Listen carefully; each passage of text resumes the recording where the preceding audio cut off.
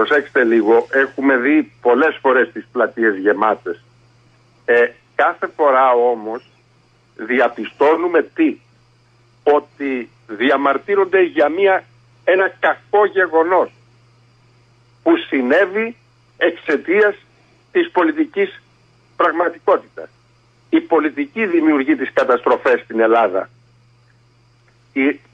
Το πολιτικό σύστημα των Αθηνών και τα τέμπη αυτή που βούλησε και το μάτι αυτή είναι υπεύθυνη και για τα Σκόπια αυτή είναι υπεύθυνη και για το τι συμβαίνει στο Αιγαίο που έχουμε σχεδόν μπει σε καθεστώς προτεκτοράτου προς την Τουρκία και σε όλα. Εάν κάνετε συνομιλία με τους πολιτικούς και τους εγείρετε ζητήματα κοινωνίας και πολιτικής που έχει να κάνει με τη συλλογικότητα και με τα συμφέροντα της χώρας, θα σας χαρακτηρίσουν ακροδεξιό. Ναι. Αυτή η τακτική είναι φασιστική, είναι βαθιά αντιδραστικά άτομα τα οποία αισθάνονται ξένα σώματα προς την κοινωνία. Δεν αισθάνονται ότι είναι εντολοδόχοι. Αν ήταν εντολοδόχοι, αν το πολιτικό σύστημα τους καθιέρωνε ως εντολοδόχους, τότε θα έπρεπε να πολιτεύονται και να μετριέται το πολιτεύεστε με βάση τα συμφέροντα και την βούληση και την αποδοχή της κοινωνίας. Εάν βλέπουμε λοιπόν να κατεβαίνουν στο δρόμο εκατομμύρια, δεν είναι αυτοί οι λαϊκιστές, δεν είναι αυτοί οι δεξιοί ή οι αριστεροί, είναι εντελώς φασιστοειδή και ξένα σώματα προς τη χώρα αυτοί που κυβερνάνε. Ο φασισμός είναι τρόπος, δεν είναι απαραίτητο να γίνει σύστημα. Και αυτό είναι το πρόβλημα. Εγώ έχω να θέσω σε όλους αυτούς που διαδηλώνουν ένα ερώτημα. Αφού έχουν αποδεχθεί αυτό το σύστημα, το έχω χαρακτηρίσει με κυριολεκτικό τρόπο και κανείς δεν αντιτείνει, ως εκλόγιμη μοναρχία και μάλιστα πολύ ολιγαρχικής αυστηρής κοπής, που εξουσιοδοτεί το να κάνει ό,τι του αρέσει. Έτσι. Χωρίς να δίνει λογαριασμό σε κανέναν και να μην υπόκειται σε καμία δικαιοσύνη.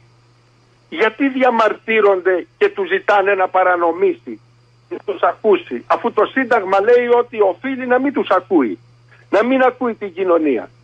Γιατί δεν καταλαβαίνουν, με άλλα λόγια, ότι αντί κάθε φορά που συμβαίνει το κακό να κατεβαίνουν στους δρόμους, να κατέβουν μία φορά όλοι μαζί να τους πούν αλλάξτε τώρα το Σύνταγμα και να υπάγεστε στη δικαιοσύνη.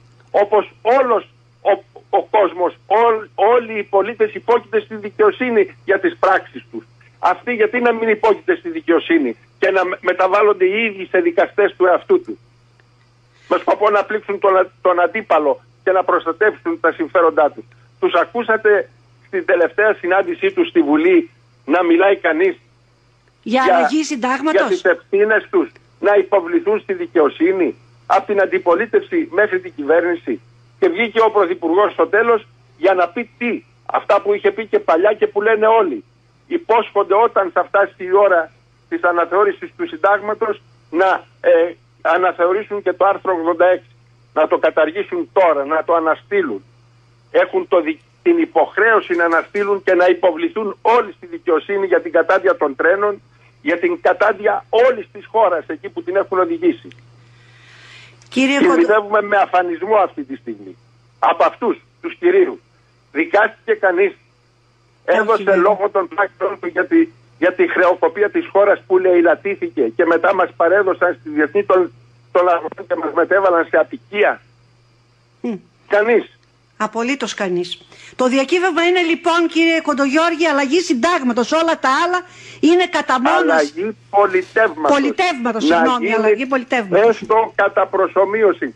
4-5 πράγματα να βάζουν την κοινωνία, να υποβάλουν στην πολιτική, να υποβάλουν αυτούς τους απίθανους τύπους που νομίζουν ότι είναι αυτοκράτορες στην δικαιοσύνη, στην κοινή δικαιοσύνη, και θα δείτε πόσο γρήγορα θα μεταρρυθμιστεί η δικαιοσύνη, θα δείτε πόσο γρήγορα τα τρένα θα τρέχουν, θα δείτε πόσο γρήγορα θα δουλεύει το κράτος και δεν θα είναι κράτος ιδιοτέλειας για τα συμφέροντά τους, αλλά κράτος που θα παράγει πολιτικές δημοσίου συμφέροντος. Αρκεί να αισθάνονται την ανάσα της κοινωνίας, να τους υποχρεώνει δηλαδή το πολίτευμα να είναι εντολοδόχοι και όχι αυτεξούσιοι εντολείς και εντολοδόχοι μαζί ως αυτοκράτορες που είναι και υπεράνω του νόμου. Λουδοβίκη.